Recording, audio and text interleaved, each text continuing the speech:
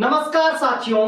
नेतृत्व चुनौतियों से पैदा होता है और किसी भी नेता का व्यक्तित्व अगर हमें मूल्यांकन करना है तो उसका मूल्यांकन उसके द्वारा किए गए कार्यों से किया जाता है।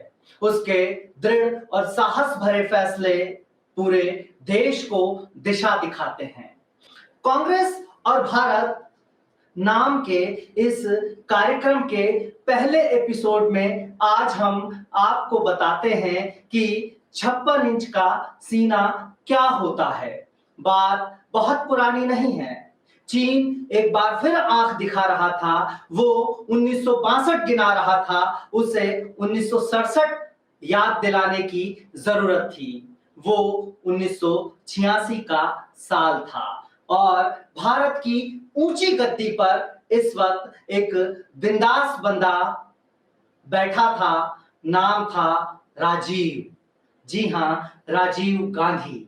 सीमा पर 2 कदम आगे बढ़कर 1 कदम पीछे हट जाना चीन की नीति रही है। छल कपट, मीठी जुबान और सेना को आगे बढ़ाकर मानसिक दबाव डालना ये चीन का तरीका है। इसके पीछे सन 1949 से ड्रैगन का एक ही मोटिव रहा है, अक्साई चिन को बचाना। अक्साई चिन से गुजरता हाईवे काशगर, जिनजियांग और बीजिंग को जोड़ने वाली गर्भनाल है। सीपीईसी और पाकिस्तान जाने वाला काराकोरम हाईवे भी यहीं से निकलता है। कुल मिलाकर अगर इसे एशिया का चौराहा कह दें तो ज्यादा अतिशयोक्ति नहीं होगी। चाउ एन लाई ने 1959 में भारत को यह प्रस्ताव दिया था कि नेफा तुम्हारा मान लेते हैं। नेफा यानी कि आज का अरुणाचल प्रदेश, और अक्साई चिन हमारा मान लो। मतलब अरुणाचल प्रदेश भारत का हो जाए और अक्साई चिन ड्रैगन का अर्थात चीन का। इस प्रस्ताव पर नेहरू नरम थे, मगर देश का मूड देखकर उन्होंने प्रस्ताव ठुकरा दिया। विदेश मंत्री वाजपेयी को भी यही प्रस्ताव मिला, मगर कुछ गड़बड़ कर पाते कि सरकार चली गई। दोबारा सरकार में आई इंदिरा गांधी जी से चीन ये बात कहने की हिम्मत भी नहीं कर पाया। पर अब इंदिरा नहीं रही, राजीव का दौर था। यही प्रस्ताव फिर आया।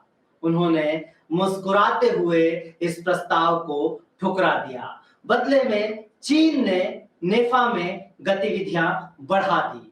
रोज उनका जमावड़ा सीमा पर आगे बढ़ाता, हमें पेट्रोलिंग करने से रोक देता। राजीव ने इस कठिन परिस्थिति में क्या देश से ये कहा कि हमारी सीमा में न कोई घुसा है न घुस आया है। जी नहीं, बिल्कुल नहीं कहा। उन्होंने सीधे फोन उठाया और एक नए सैन्य अभियान का आदेश दे दिया। वो सैन्य अभियान जिसे ऑपरेशन फाल्कन के नाम से जाना जाता है। भारत के प्रधानमंत्री राजीव गांधी जी के इस आदेश को पूरा करने के लिए पूर्वी कमान के मेजर जनरल जिमी ने खच्चर मांगे और यही मांग भारत के सेनाध्यक्ष के सुंदर जी ने 1200 खच्चर के रूप में रक्षा मंत्रालय से की थी। दरअसल चीनी सीमा पर दोनों पक्ष हैवी इक्विपमेंट और आर्टिलरी का इस्तेमाल नहीं करते। ये एक आपसी समझौता है। तो खच्चर मांगे गए। उस व्यक्ति से खच्चर मांगे गए जो भारत को कंप्यूटर युग में ले जाना चाहता था, उससे खच्चर मांगे गए। तो क्या खच्चर दिए? जी नहीं, खच्चर बिल्कुल नहीं दिए गए। प्रधानमंत्री राजीव गांधी ने Russian made heavy lift helicopter दिए। उसमें भरे बम, बंदूकें, बड़ी बड़ी गन्स, फौजी राशन, फोर्टिफिकेशन के लिए सामान और भारतीय सेना के जवान उड़ चले तवांग से 90 किलोमीटर दूर उन पहाड़ियों पर जहां चीन हमें पेट्रोलिंग करने से रोकता था, बार बार सामने फौज अड़ा देता था। मिशन साफ था, उन पहाड़ियों पर कब्जा करना जो मैकमोहन लाइन के अनुसार हमारी थी। We shall take what we claim.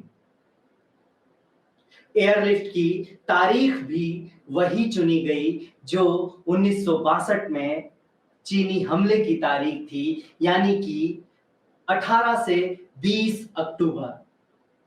फिल्मी दुनिया में इसे स्टाइल कहा जाता है।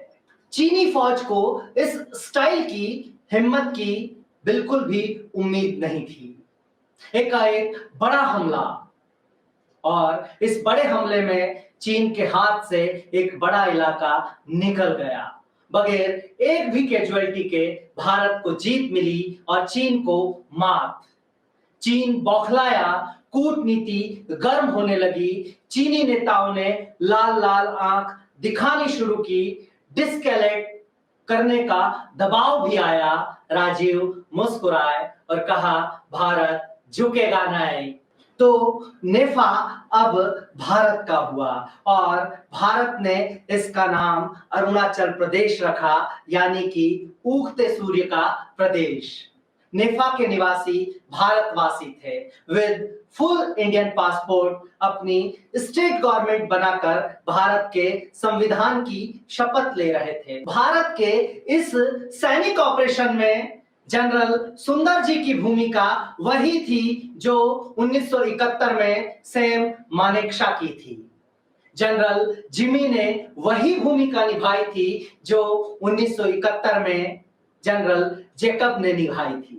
इस देश की सेना में सैम मानेकशॉ, सुंदर जी, अब्दुल हमीद, शैतान सिंह, सोमनाथ शर्मा, अर्जन सिंह जैकब और जगजीत सिंह अरोरा तब भी थे और आज भी हैं। नहीं है तो देश की ऊंची कुर्सी पर इंदिरा जैसी ऊंची नाक और राजीव जी जैसी दृढ़ मुस्कान, 56 इंच की पिलपिली छाती पर चीनी कॉलोनी बसा रहे हैं नेता। न कोई घुस आया है न कोई घुसा है का राग अलाप रहे हैं। 1962 और 1959 के किस्से निकालकर नेहरू की अचकन में मुंह छुपाने की असफल कोशिश कर रहे हैं।